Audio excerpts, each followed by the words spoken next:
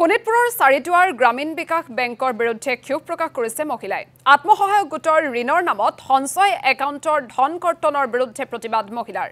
ঋণৰ বিপৰীতে সঞ্চয় একাউণ্টৰ পৰা ধন কৰ্তন কৰাৰ পূৰ্বতে কোনো নজিৰ নাই বুলি অভিযোগ এইসকল মহিলাৰ।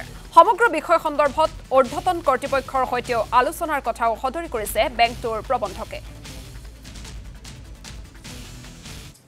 যোৱাকালি ৰাতি আমাক মেছেজ কৰিছিলে গ্ৰুপত যে আপোনালোকক বেংকৰ প্ৰেচিডেণ্ট ছেক্ৰেটাৰী মাতিছিলে, সেইবাবে মই আহিলোঁ। আহি ইয়াত মেনেজাৰ ছাৰৰ লগত কথা পাতিলোঁ। তেওঁ কৈছে যে আমাৰ 21 চনত আমি এটা লোন লৈছিলোঁ 2 লাখ টকা, সেইটো কমপ্লিট শেষ হ'ল। তাৰপিছত 22 চনত আমি এটা লোন লৈছিলোঁ 3 লাখ টকাৰ। তেওঁলোকে বোলে কিবা প্ৰচেছিং ফিজ এটা কাটিবলৈ ৰখি গৈছিলে। তেওঁলোকক ক'লোঁ কিমান টকা কাটিব লাগিব, কিমান টকা কাটিব বুলি সুধিলোঁ। তেওঁলোকে ক'লে যে প্ৰায় 4,000 পৰা 12,000 পৰ্যন্ত মানে টকা কৰ্তন কৰা হ'ব। মই বোলে 21 চনৰ পৰা এতিয়া 24 চন হৈ আছে, আপোনালোকে কিহৰ কাৰণে এতিয়া এইটো ফিজ কাটিছে? আমি প্ৰতিগৰাকী 100কৈ সঞ্চয় কৰোঁ। সেই 100 সঞ্চয়ৰ যি আমাৰ জমা আছে তাৰ পৰা 6,000কে কাটিবলৈ তেওঁ আমাক মানে জনাইছে যে আমি 6,000কে কাটিম। আমি প্ৰশ্ন কৰিছোঁ যে 6,000 কটাৰ অৰ্থ কি? আমি কষ্টৰ ধৰণে সঞ্চয় কৰিছোঁ, লোনটো আমাক চৰকাৰে দিছে, হয় আমাক সুদৰ বাবদ দিছে।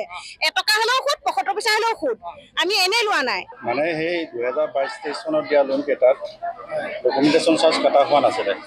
যিহেতু চাৰ্জ কটা হোৱা নাছিলে, সেই আগৰ মেনেজাৰ ছাৰৰ ৰিটায়াৰমেণ্ট বেনিফিটখিনি পোৱা নাই। এতিয়া সেইকাৰণে আমি যিখিনি ইনফৰ্ম কৰিছিলোঁ যে আপোনালোকে চাৰ্জটো ডকুমেণ্টেশ্যন চাৰ্জটো কটা নাই, যোনটো কটা নাই সেইটো দি দিয়ক, তেতিয়া আগৰ ছাৰে ৰিটায়াৰমেণ্ট বেনিফিটখিনি পাব। চাৰ্জটো এই ছেভিংছ একাউণ্টৰ পৰা কটা যাব, ডকুমেণ্টেশ্যন চাৰ্জ।